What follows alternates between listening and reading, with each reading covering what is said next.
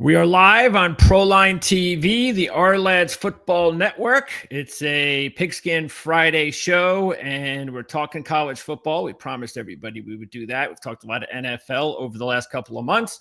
So now it's time to talk a little bit of college football, and our first guest talking college football here on this Friday is going to be Zach Barnett. He is the national columnist for footballscoop.com. Also, you can catch him for Dallas Radio. It's actually a pregame show at 96.7. It's a tailgate show, national show. You can check him out there as well. Zach, it's been a while. We talked a few years ago when you were just getting started, and you're cooking with subscribers. So you must be doing really well.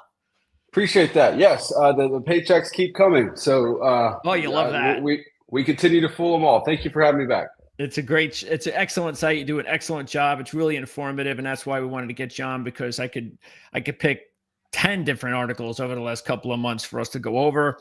And I know we only have like about 20, 25 minutes. So there's, I have to pick my spots. But there's a lot of stuff that goes on. I mean, before we get started, do you have a favorite one over the last couple of months that you either you're proud of, or you were writing the story and you were like, I can't believe I'm writing this, or I can't believe this is going on?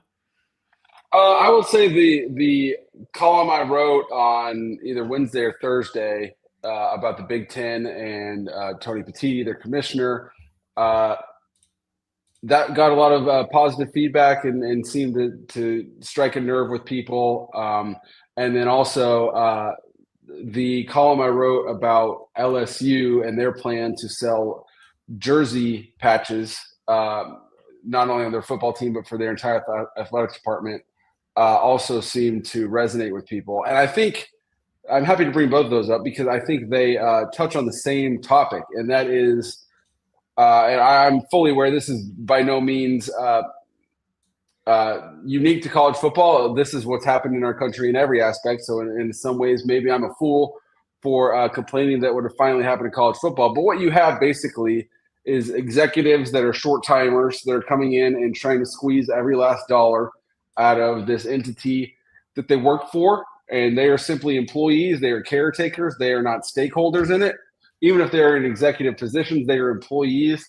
And they're trying to sell something and fundamentally change something that belongs to them. And I certainly don't have the power to stop it, but I am in a position where I can do have a little bit of a platform, and I can use that to scream and yell.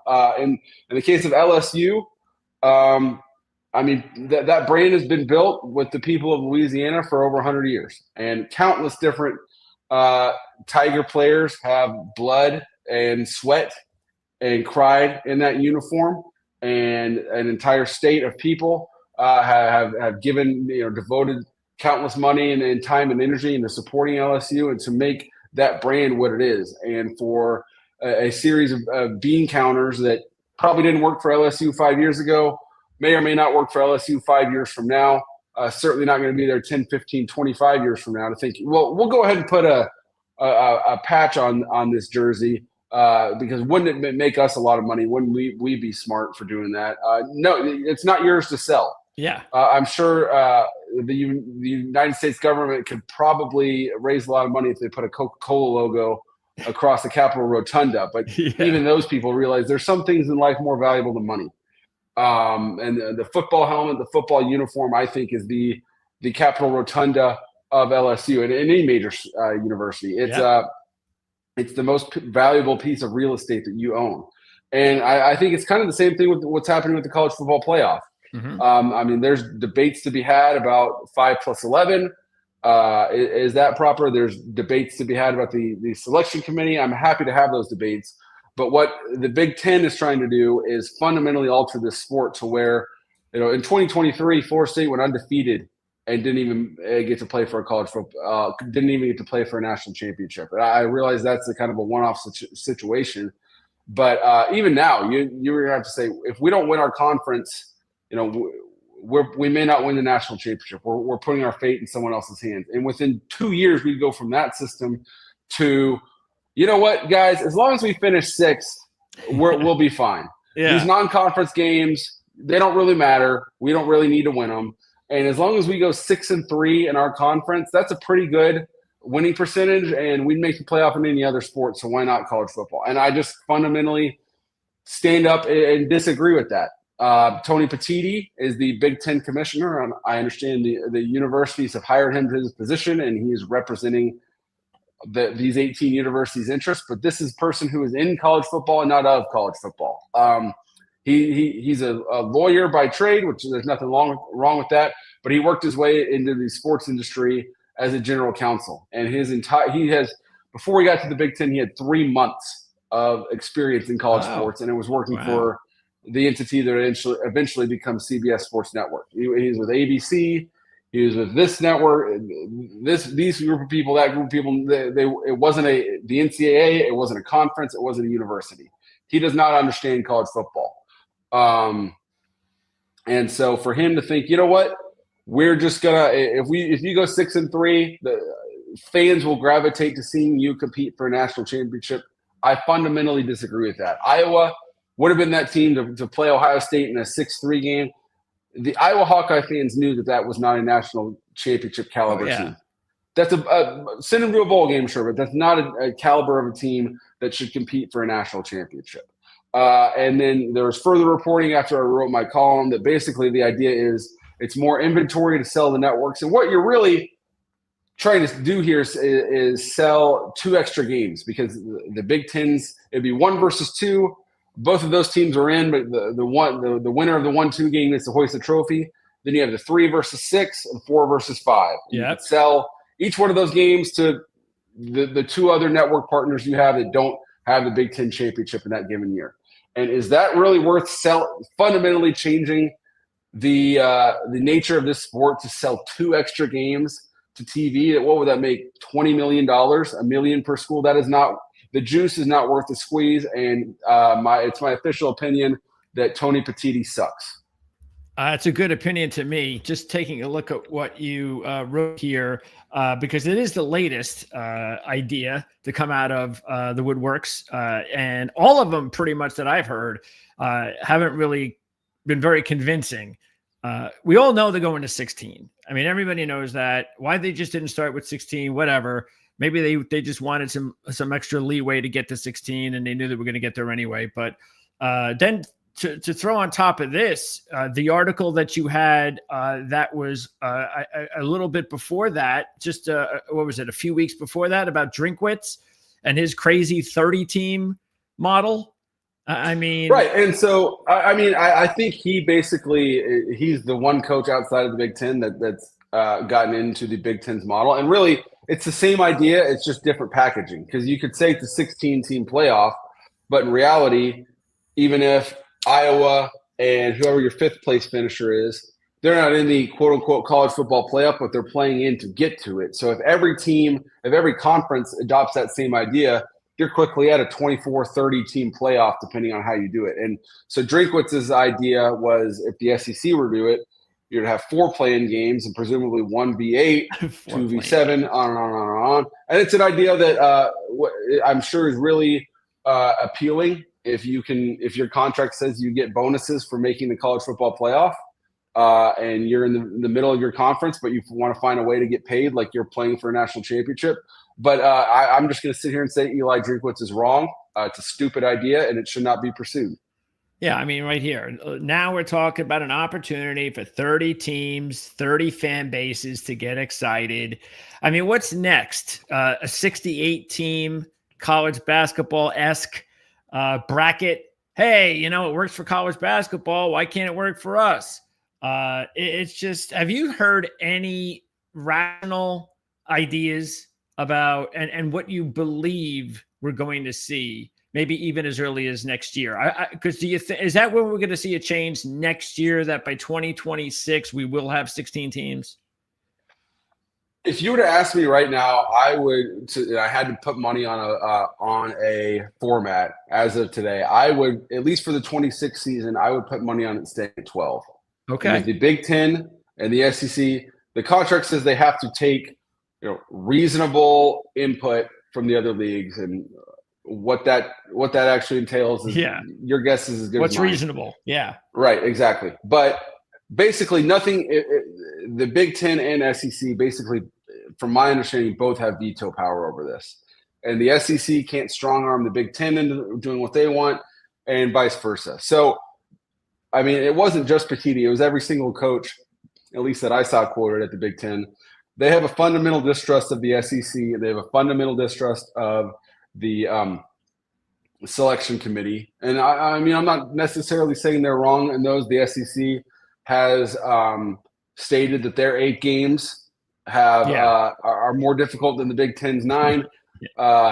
You can choose whether you believe that or not, but the point is the Big Ten's not buying it. They want us to use every piece of leverage they have into forcing the SEC to play 9 games. The SEC sees no reason to budge. As of now, maybe ESPN pays them more money to add a 9th game, but last I've seen of that, the ESPN wasn't willing to pay what the SEC deemed it was worth.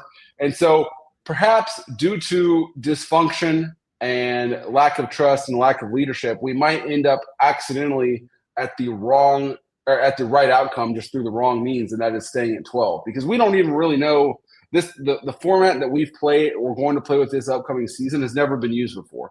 The 12-team straight seeding format. Yeah. We've never seen that in action before, so it might be great. Yeah. I personally, even though as wonky as it was, and obviously if I'm an Oregon fan, I'm pretty upset about how it played out. But in general, I would have been, if it was up to me, I would have been okay with keeping last year's format.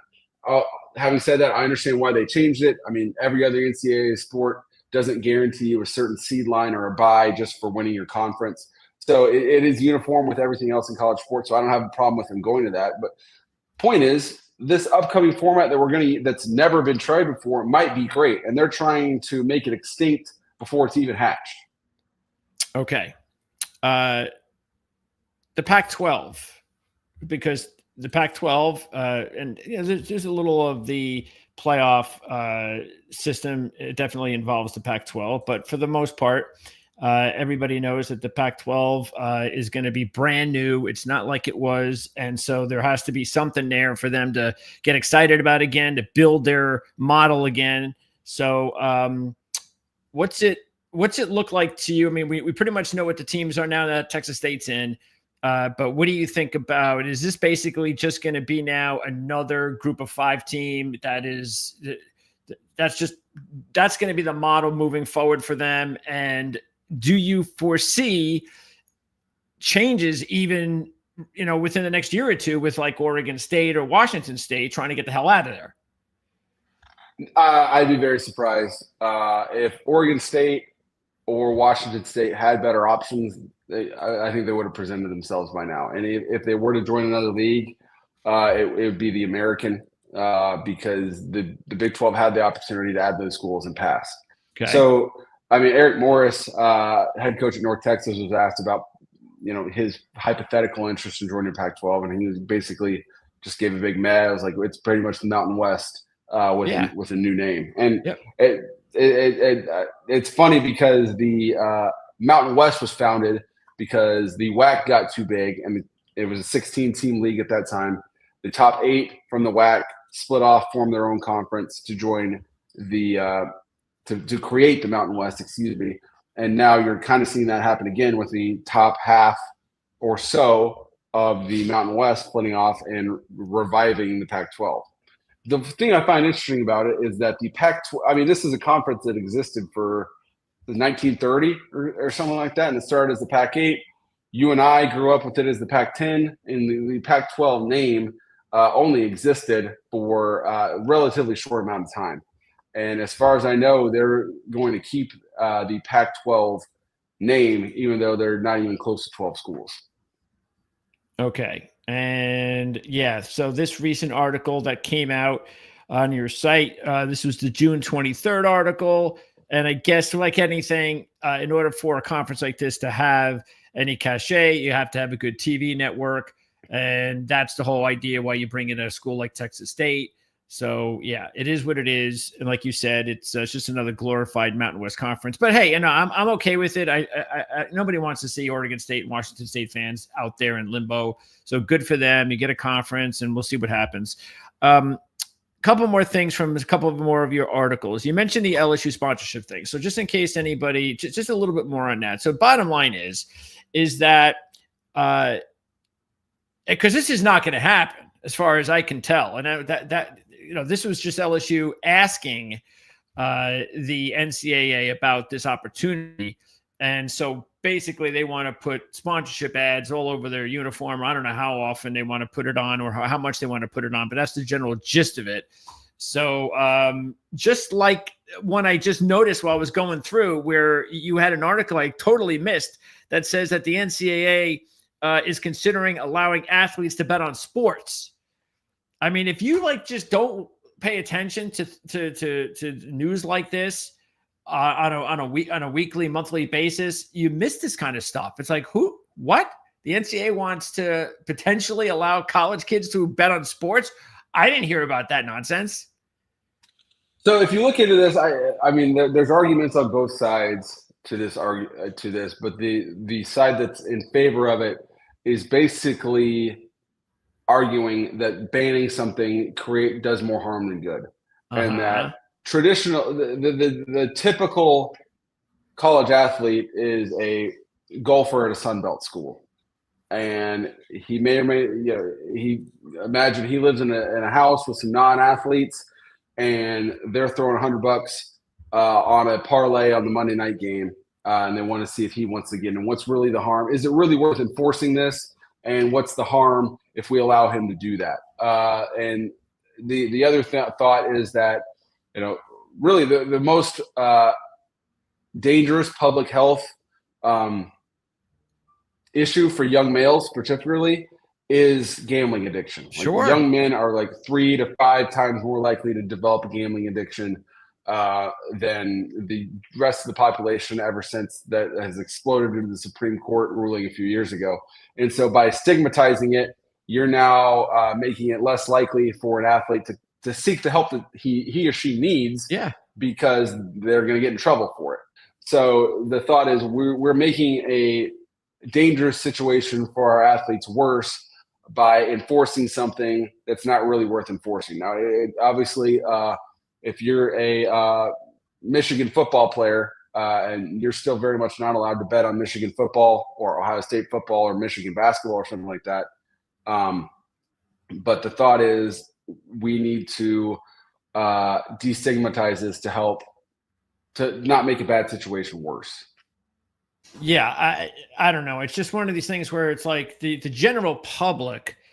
I don't see how anybody I can see how the general public is for some compensation for these athletes. That's just obvious, but nobody would be for this. It's like, does that show the disconnect between the NCAA and just the average family, the average person in middle America? I mean, really, they didn't even making this statement that they didn't really hear what they were saying to themselves. Hey, it's okay for you guys to go ahead and bet, and everybody would be okay with it. I think it's really just I'd say I disagree. I think it's an issue of, and I'm certainly been guilty of this, but we live in a soundbite society and a society where most of us just get our news from sound bites and headlines, and most of those are designed to get a reaction. And then if you actually take the time to look under the hood of an issue, you can at least get to a place where you're like, I may not agree with the conclusion, but I see why they got there. Okay. Lastly, I want to talk to you about a topic that I'm so glad that you brought up, because I was really thinking about this for a while. I just didn't understand where it was going to come from. And that is the snap count clap deal that goes on in college sports now. And I don't remember who the first team was. It might've been Ohio State. Somebody started it. And again, we're talking about the quarterbacks and they're basically clapping instead of having to call hike or whatever it is that they're going to call to get the ball in motion. And, we saw one team doing it, and all of a sudden you knew at that point other teams would pick it up, and a lot of other teams are. So Jon Gruden, as you mentioned in the article, he's got this campaign against it. And a lot of it has to do, which I completely agree with, which is going from how much little control these college quarterbacks have within running their system, and that's one part of it. So I liked where he was coming from. It really wasn't just the clapping. It was about the whole deal of making these college quarterbacks a lot better, a lot, coached up more, given more responsibility. So when they go to the NFL, they're not completely lost.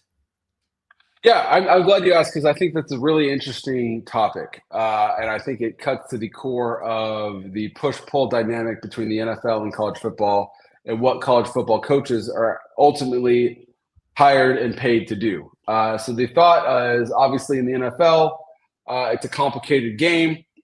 These players and coaches have all day to do nothing but think of every possible variable that could happen on every possible play. And there are a million adjustments and possible coverages and then blitz packages and blah, blah, blah, on and on it goes. So we, by necessity, have to equip our players on offense with audibles and checks and all sorts of things for them to prepare to go out and move the football at an average of 4.5 yards per play. But in the college football, the thought that I personally credit with Mike Leach. There's certainly other names that belong here, but the thought is basically my job as a coach is to put my players in the best position they can to succeed. And so to do that, I need to make the game as simple as possible for them so that they're not out there thinking. It's one read and go. Our playbook, our plays. I mean, Mike Leach is famous for his play calls were one word. And Jon Gruden took pride in having 35-word play calls. Yeah. And so it's, hey, let's make this simple. You go play. I'm the head coach. I'm the professional. I'm the one that's paid a lot of money to do this. You're a 19-year-old, 21, 22-year-old. You were in biology class a few hours ago. Yeah. Let me take the load off of you mentally, and you go out there and play. And ultimately, coaches are paid to develop players for the next level. Sure. I mean, I think that's part of their duty, but I don't think they're paid to do. I'm yet to see a coaching contract where they are paid by how many NFL players they produce. They're paid to win games and develop human beings who perform well in the classroom and in the community. But ultimately, at the end of the day, they're paid to win games. And so it's not their job to develop future NFL players. So I could see NFL coaches' frustrations that now they have, a generation, 2 generations of players that have never taken a snap under center, never had a true cadence, anything like that. I can understand their frustration, but at the end of the day, if I'm a college coach, I'm going to do what's best for my player and my team in that moment, and to go out and win games. Yeah, aesthetically speaking, I never liked it anyway. It's just not football. I mean, clapping. I mean, what are we doing here? I'm glad the NFL hasn't even considered or even thinking of allowing that. I hope they never do. But yeah, because and I know basketball comes into play too here, maybe even more so. There's so much control too with the coaching in college basketball. I mean, it drives me absolutely nuts when I see in basketball, like you'll see that there'll be 2 seconds left on a shot clock or something like that, and the coach is trying to call a timeout because he wants to call his play, and it's like, you just call a timeout and there's like 2 seconds on the shot. How are they going to get even a play in? It's like, because they want to make sure that everything is going through them. And I see it a lot actually more happening in college basketball, even though I know we're talking about college football. Right. And so that's the flip side of the discussion, is that you're, it's fine to have your 3-year-old ride his bike with training wheels. We were all been there at some point. But if your 8, 9-year-old is still riding his or her bike with training wheels, you've probably failed as a parent along the way to adequately challenge them and allow them to grow. And so I've heard Peyton Manning, I've heard Tom Brady talk about this, that Yep. They were equipped to do anything they needed to do at the line of scrimmage, because they took the time to learn everything there was to learn, to playing NFL quarterback at a PhD level. And so now these guys are coming into professional football and don't even necessarily have their bachelor's degree in NFL quarterbacking. So there's certainly an argument to be made there. But at the end of the day, I I think it's a college coach's job again to win games first and develop 10-year NFL starters second. Zach, I appreciate your time. Again, you've got a great thing going on there with Football Scoop. There's a lot of really cool and interesting stories that if you just can't, I think, do without if you really want to find out what's going on in the world of sports. So keep up the work, and I look forward to hopefully getting the opportunity to talk to you again down the road. Thank you for having me. You got it, Zach. All right. So Zach Barnett joining us, national columnist for footballscoop.com. And I know he had a run, so we're not going to get into a whole debate or back and forth with Zach on it. But here's the way I would look at it regarding, all right, so like Zach's point, completely understand it as far as, hey, I'm a college coach. This is what I have to do, and I'm going to do it to the best of my abilities. And like you said, it's not my job to make sure that these kids are developed in a certain way at the NFL. It's a matter for me to develop the kids the best way I know I can to make my college football team successful. Okay. On the other hand, I think that coaches in college football, let's say there's a certain group of those coaches that take that stance, because there are. But then there is another group, the Greg Schiano group,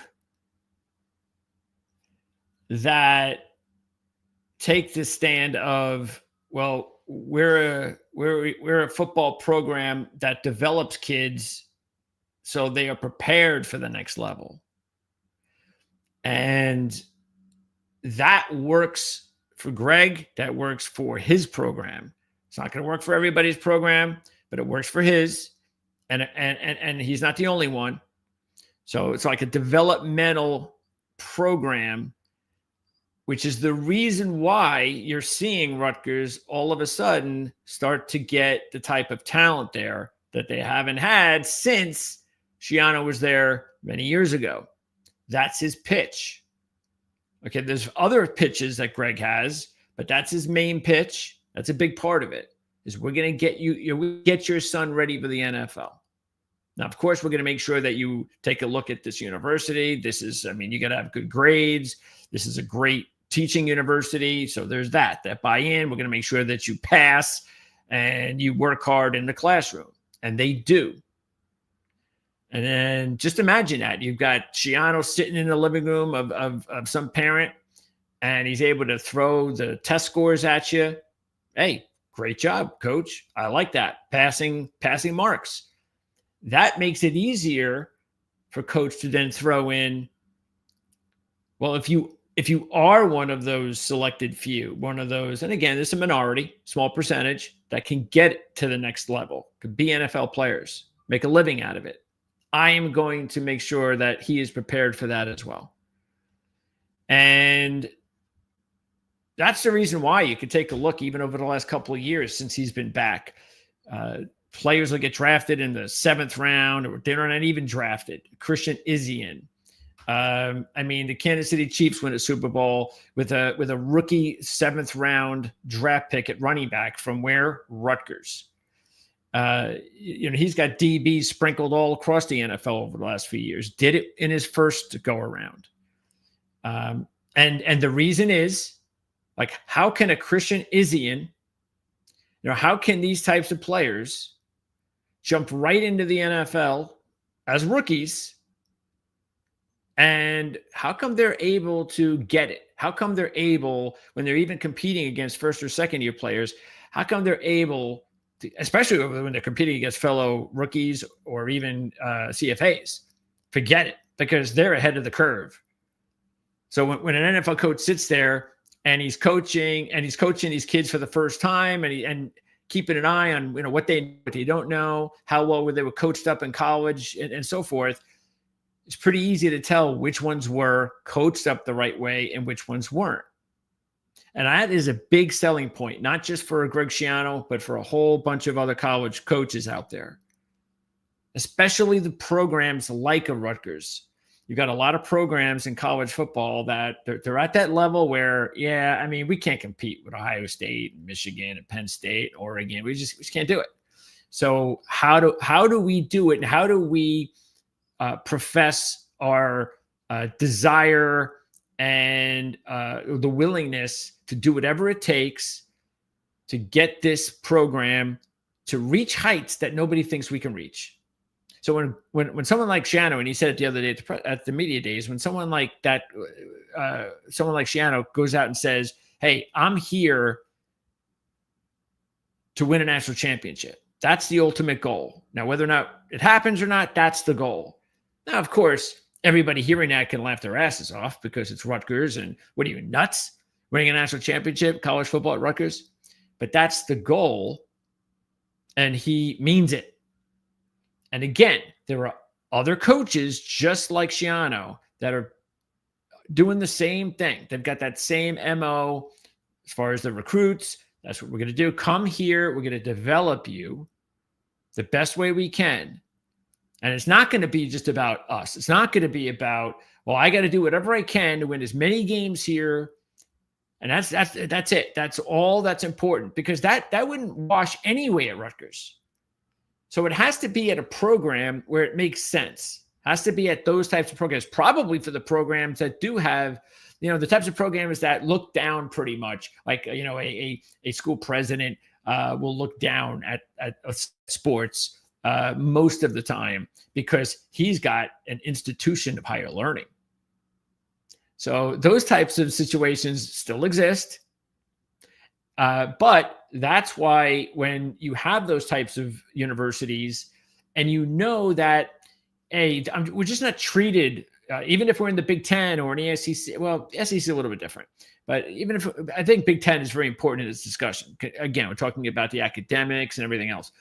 It's just one of those situations where it's a lot more difficult to compete against the big boys. So if you come across this way, you have a shot. This gives you now a legitimate shot. And that's why I think having this kind of a discussion, and by the way, there's no right or wrong.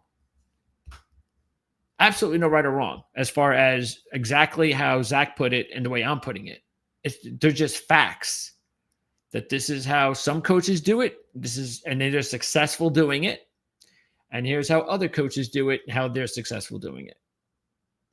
And another way I think you could look at it is take inside a college football conference, like say the Big Ten. You got a couple of programs like say Rutgers and Maryland, and they're pretty similar as far as every year at this point, last couple of years, and for the most part, these are like 500 teams, and if they have a good year because they have a good quarterback or a senior class or whatever, maybe they could win 8 games or something like that and go to a really nice bowl, and then they start all over again. 3 or 4. That's the general idea of how people perceive like a Rutgers or Maryland and Big Ten. So what I think is important, and this is how, I have no idea how these guys recruit, but just as a fan, if you want to know, because I think, again, this is what this is about. As a fan, if you want to know who is a really good coach, who does his job coaching, then that's what you follow. Follow how many players did this coach have regarding, the recruiting services, 4 stars, high 3 stars compared to the other coach. And how many players then ended up getting drafted or then ended up becoming, relatively good NFL player. That's how you can tell. And I bring up Maryland and just compare it with Rutgers because I've seen it just the last few years even. You saw a what was he? I don't think he was first team, to his young brother. I don't think he was second team maybe. But anyway, he was one of the better Big Ten quarterbacks there for a few years, leading Maryland. And that's why Rutgers couldn't touch Maryland in their matchups. They just had too good of a quarterback matchup. Just couldn't do it. And then Maryland also had these really nice recruits. There's some really nice recruits there. But how come then, when it came to the draft, how come some of those top recruits, those really good college players on the field, on paper, on the field, whatever we want to lead the distinction there. But the fact is, the stats said, hey, this is a good player, better than these guys. Hey, he might have been drafted in the 6th round or the 5th round, and those guys didn't even get drafted. But which players actually ended up, as soon as they got to the NFL, which ones actually ended up right away? Hey, look at them. They're instantaneously being recognized by their NFL coach. Not only did they make the team, but they're right there, right away within the first couple of years. They're instant contributors. And what does that do? Well, that should go back to recruiting and also, the pipeline. And hey, look, you come here, this is what happens. But that just hasn't been happening at Maryland. Now, like I just said, it happens at Rutgers. This is just one comparison of many comparisons you can make with those types of schools. I'm not saying, of course, Maryland's Ohio State, obviously. I'm just saying that is just a program that is as equal as I can give you to Rutgers, that has better players, that not all across the board, but had better players that as soon as they go to the NFL,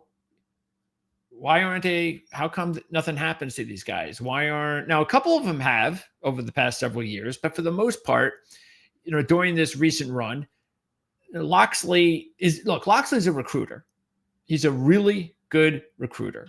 And you give him credit for that, 100%. And that's the reason why Maryland has been okay, because when he got there, they weren't very good. So he's put them into a position of, hey, I've been able to get this team to bowls, and where they came from, that's good. On the other hand, and to beating this Rutgers team that isn't very good, because they really weren't when Greg took over the program. Now they are. Now they're level with Maryland. Matter of fact, I think they passed them last year. And now that they've passed Maryland ain't ever catching up again until Shannon leaves. And he's never leaving unless he retires.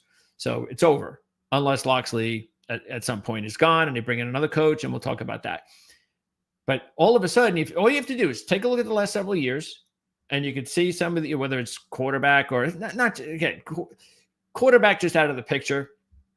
But even so, here's a quarterback that had a tremendous college career.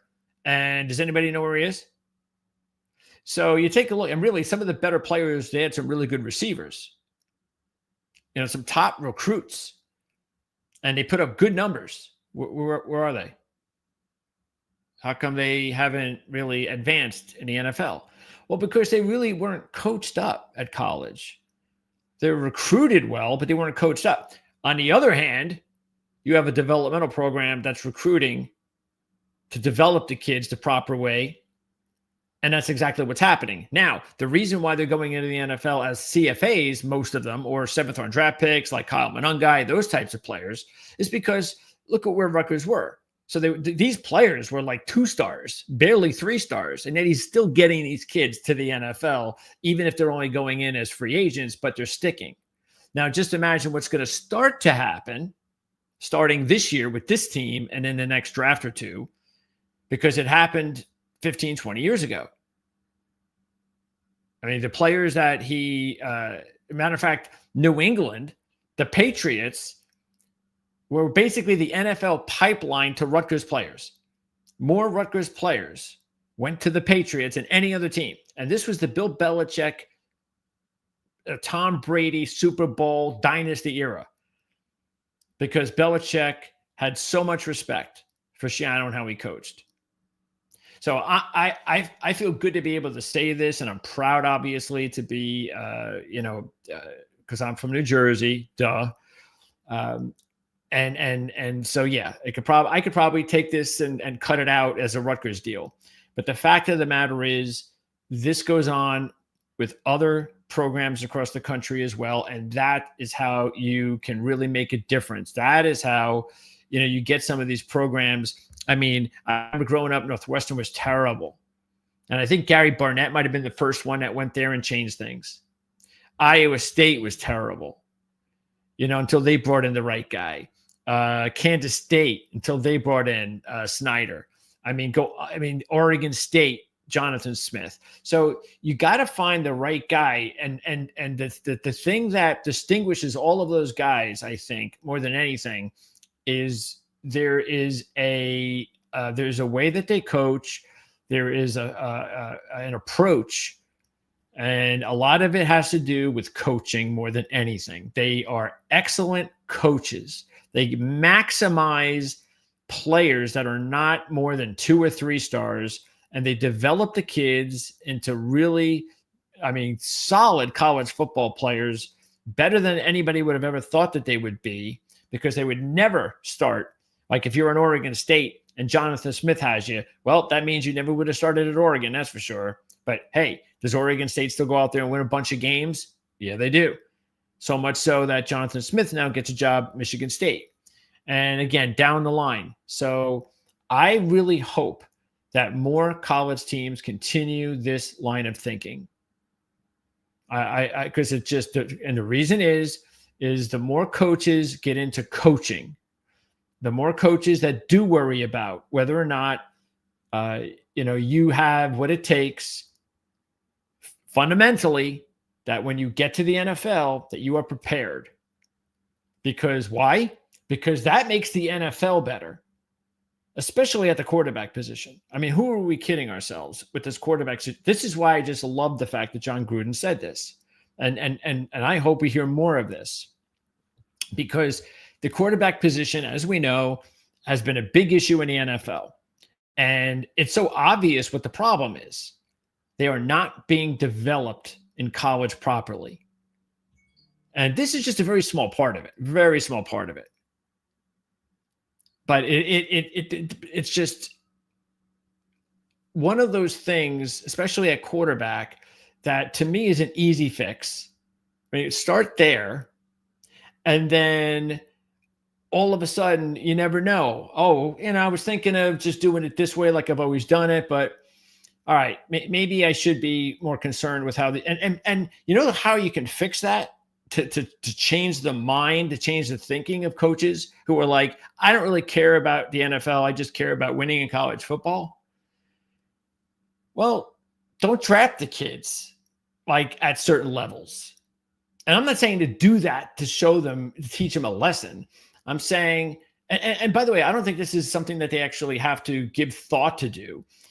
I just think that more often than not, if you're a smart general manager in the NFL and you're thinking of who to draft and you have a choice, do I draft that really good player at that school that didn't care about development, or do I draft the other good player that went to the school that did care about development? Who do I take? Because this guy is supposed to go, looking at his draft grade, he's supposed to be like a second round, third round guy. And I'm sitting here in this high second round. This guy is a fourth round grade guy. Who do I take?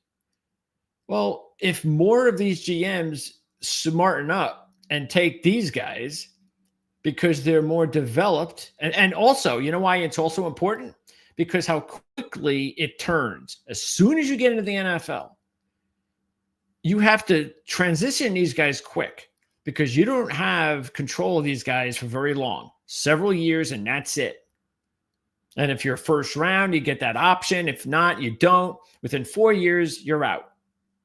And you're with another team, potentially.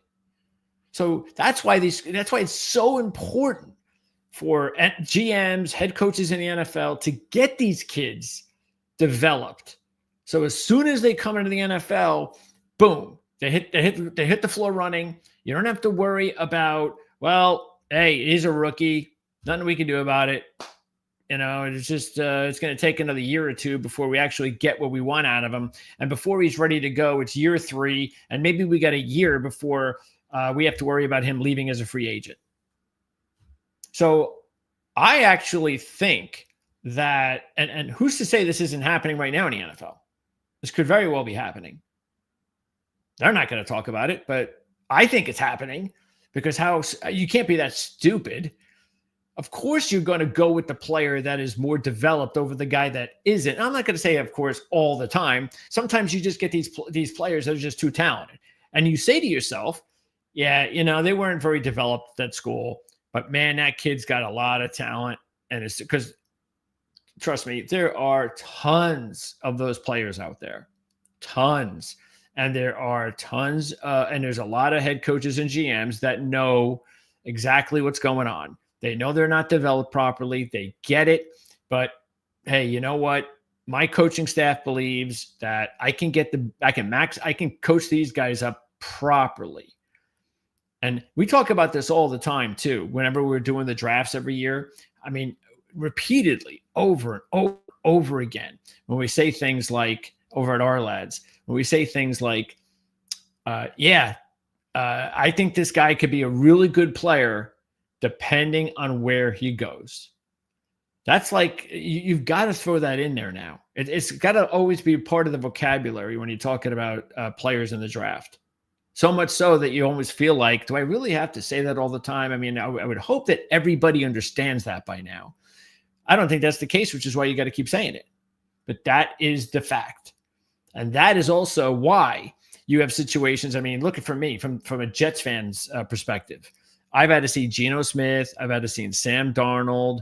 And I know what's going to happen to Zach Wilson as well, where these kids, they're thrown into the fire too early, too soon, because you got to get them going. You got to, bring them in.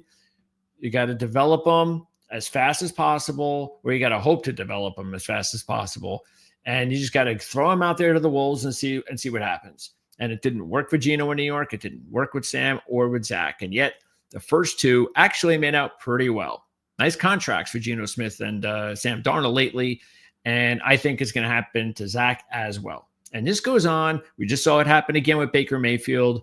This is just, and I think this is going to just keep repeating, which is why in this last draft class, the one where we had Quinn Ewers, Howard, and a few of the other guys, I even like Seth Hennigan, guys that were either drafted late or were even free agents, that I said repeatedly during the draft process, I'm telling you, when it's all said and done, 5 or 6 years from now, maybe even 10 years from now, we're going to look back at the 2025 draft, and you are going to find out that the quarterbacks that were drafted outside the first 4 rounds, say, from the 4th and up, or not even drafted, compared to the quarterbacks, statistically speaking, in the first few rounds, first 2 to 3 rounds, the percentages are going to show you that the guys that were drafted later are going to have better careers. And a lot of that had to do with the fact that a lot of those guys that were drafted middle to late rounds, or weren't even drafted at all, had a lot of experience, just like a Brock Purdy.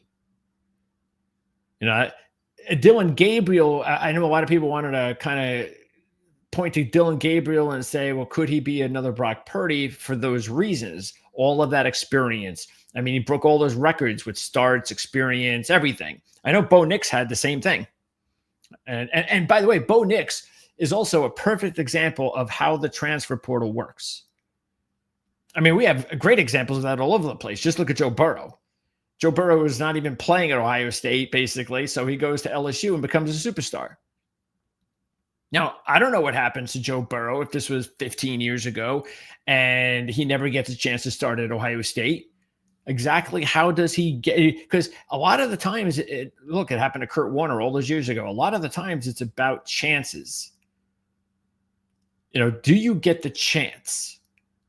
Because if you're not a draft pick, you're not a high draft pick, you're not going to get the reps that the other guy is going to get. You're not going to get the chances that the other guy is going to get. And sometimes, like a Kurt Warner, it's going to take years before you actually get a chance that you deserve. But those days are over. A Kurt Warner, situation just isn't going to happen anymore. Now, it's not going to happen anymore where he's going to go to the Arena Football League or something like that. But what's going to happen is like what you're seeing now. So instead of it being where you know who the guy is for 10 years, that won't happen anymore. But what will happen in replacing that situation will be the scenario that we're seeing. We're rushing the kids. They're not ready. They're going to travel from team to team. And then sooner or later, they're going to mature at the right time. They're going to find the right coaching staff, and it's going to hit. Now, sometimes it's never going to work. Sometimes it will not work. Because, hey, what would have happened if Sam Darnold had not gone to Kevin O'Connell with Justin Jefferson and Addison and that offense. Come on. I mean, what if Sam Darnold had landed on, I don't know, just pick any team that hasn't been doing very well with coaching. Hey, the New York Jets. Say he would have landed on the New York Jets last year with their coaching staff. You think Sam Darnold? I mean, I know it's kind of ironic. But there's the point. A team like that. So you have to have everything working perfectly for these kids to get the breaks that they need. But my whole point in that is if the coaches in college, the ones that develop the players the best, if they're already in great shape as far as I'm concerned, love them, keep doing it. But we've got to find a way for the other coaches, the ones that are not developing the players, the ones that are like, hey, I only care about recruiting and I got all this money to give these kids and I only care about winning my college football games and that's all I care about. And as long as I do that, I get paid a lot of money. And then the whole process starts again the next year. We don't want to see those guys successful. That's not good for the NFL. It's sort of like what we see happen to the NBA now. I mean, I knew whatever it was 20, 30 years ago, the writing was on the wall. It's amazing that it's already happened this quickly, but life goes by that fast. But back then, you could see the writing on the wall as soon as they decided you didn't have to go to college for more than a year. There was that little window of you don't have to, high school, come on in. Then it was, all right, a year. And that's where we're at now. And until it's not going to change. You can say what you want about people were starting to pay attention to the NBA a little bit this year. Okay, I guess there was a little of that. And it was nice to see a team not win a championship that wasn't made up of just chucking threes. That's good. But it's still nowhere near the level it needs to be. And the only way the NBA is going to get there and is going to get back anywhere close to the popularity it was 20 years ago, 30 years ago. The only way that's going to happen is to develop those kids the right way in college. And if you can't do that, they have no shot. That's like just telling the football kids the same thing. All right, go ahead.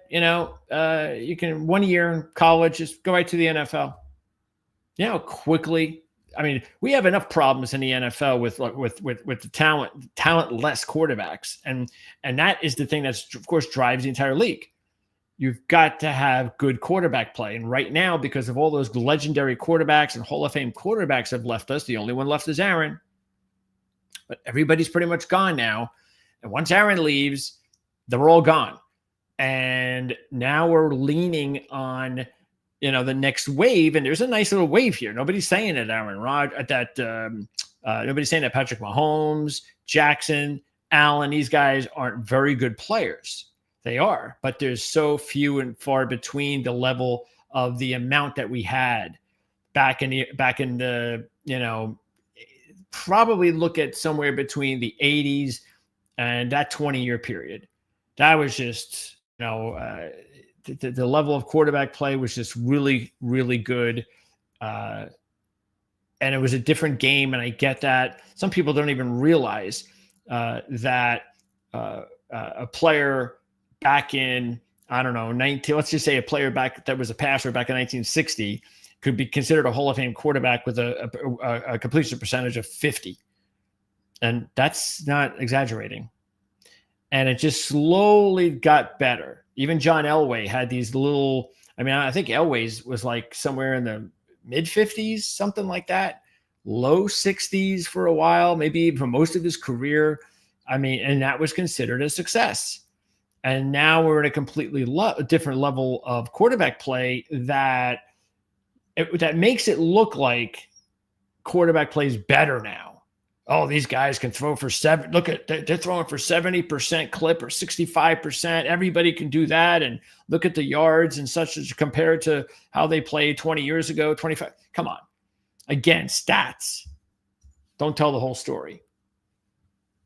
But in closing, the fact is that if these college coaches do not begin to develop across the board, and hopefully there'll be relics. Hopefully there'll be like 10 of them left. Hey, there's 10 coaches in the NFL, about 10 of those guys that are still doing it that way. They're still doing it my way. And hopefully they'll be, left behind, because that's only going to make the NFL better. And most importantly, for the quarterback position, because the quarterback position dictates how NFL games are. And yeah, we can have a up and down kind of time period when it comes to, we haven't seen a really good tight end run in 10 years or whatever other position you want to throw in there. But quarterbacks, man,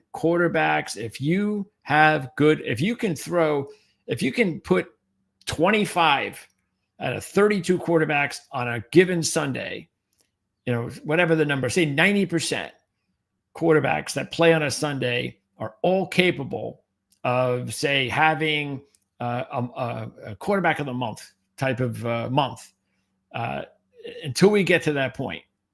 Because I think that's exactly what we want. We need to get to if the NFL is going to continue to be as popular as we know it is, because we have had these lulls in the NFL for the past few years. That.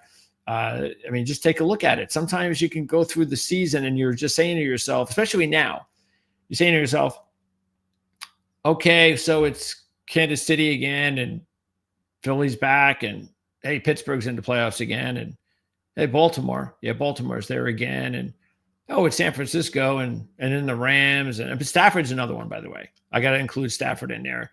He's not on Aaron Rodgers' level, but Stafford's the other one that's going to be gone soon. So that is not what makes the NFL the NFL. Makes the NFL is parity. Always has been what has made the NFL so popular. And I'm sorry if anybody disagrees with that, but that is the deal. And in order for parity to exist, you have to have good coaching and good quarterback play. That means that any coach can go to any team, get hired by anywhere. Could be a losing team anywhere. You draft the right quarterback. It's like the Saints and the Browns. All that needs to happen is, and we don't know if Kellen Moore or Stefanski are incapable of being, excellent coaches, because for the most part, they're good coaches. Are they Super Bowl winning coaches? Well, probably not, unless they get themselves a really good quarterback. But that's the deal. So what if Stefanski and Kellen Moore, one of them, get a hold of Arch Manning? Now all of a sudden, one of those two guys, and one of those two programs, especially Cleveland, because New Orleans had their run with Peyton, okay? But Cleveland has been Cleveland. That's a completely different animal. And I know as a Jet fan, we actually over Cleveland. There's not many programs that Jet fans can look down to. Cleveland's one of them, okay? Because they don't really count NFL championships. Nobody really counts that, because if you did, well, then, Cleveland would probably be looking down to us as Jet fans. But most fans don't recognize that. We recognize Super Bowls, and the Jets have a Super Bowl, and they have an identity with Joe Namath. So there's only a few teams, though, that they can look down to, and Cleveland's one of them. But what if Stefanski all of a sudden gets Arch Manning? How do you know that within a few years, they are not in a Super Bowl, winning a Super Bowl, and doing something that nobody thought they could do? And why is that possible? Because it's the NFL. And that's what's great about the NFL. And the NFL will continue to get better quicker if college coaches can develop players. Okay, so anyway, I want to thank Zach Barnett once again from footballscoop.com. He's the national columnist there. All you got to do is go there. Probably you need an ad blocker, as you can tell. But use your ad blocker at Football Scoop and check out all of those really great articles. I would check that site out at least once a week, to update yourself on what's going on. Because like I said, I had no idea about this NCAA allowing players to gamble deal. So there's a lot of cool stuff on there all the time. It really gets you up to speed on what's happening. And so anyway, check that out. And check us out here. Once again, next Friday, we're going to do it again. We'll be talking college football here at least another week. And I say that because we're getting really close, where Mark Lawrence is going to join me here along with Jim Feist. And when that happens, when we get Jim and Mark here along with me every Friday from that point on, all the way through to the Super Bowl, we'll be talking about not just the NFL. We'll also be talking college football, but we'll be talking about just football in general. But bottom line is we're going to have a lot of fun here on our Friday show. So check us out every Friday at 4 o'clock Eastern. And also check out the channel in general. If you haven't seen it before, subscribe, like and share, all that really cool stuff, because we have so many really cool programs going on, especially if you're into football. You've got the best handicappers in the industry dating back like 50 years. I'm telling you, these guys know what they're doing. Mark Lawrence, of course, puts out his yearly magazine that's out. So you want to check that out. Look, here it is. You want to check that out. You can get this at your local newsstands and just order it online as well. Just go to playbooksports.com and order one of those, because if you like the handicap on the NFL and college football, you cannot be without that magazine. That gives you just awesome information and helps you to prepare for each and every week. I know, because that's what I do in order to make sure that I'm prepared to spit out whatever awesome information I could spit out here for you guys each and every week during the football season. So I can go on and on about what we have going on here, but just check it out and won't be disappointed. We'll see you guys again here next Friday at 4 o'clock with some more college football talk. And look out for all the other shows here on the channel, including NASCAR. I'll be back tomorrow to talk some NASCAR. And then the rest of the week next week, where we have more interviews, college football interviews, NFL interviews, and all of the other shows that we have here on the channel, including our Playbook ATS podcast show with Jim and Mark, along with Andy Isco, as we are going to talk about the Group of Five next Thursday at 1 o'clock live. We're going to talk about the entire Group of Five. And then next week after that, we're going to have a college football playoff preview show. We're going to go over all of our predictions and everything else regarding college football before we turn our attention to the NFL every Thursday at 1 o'clock on the Playbook ATS podcast. So thanks for tuning in, and we'll see you next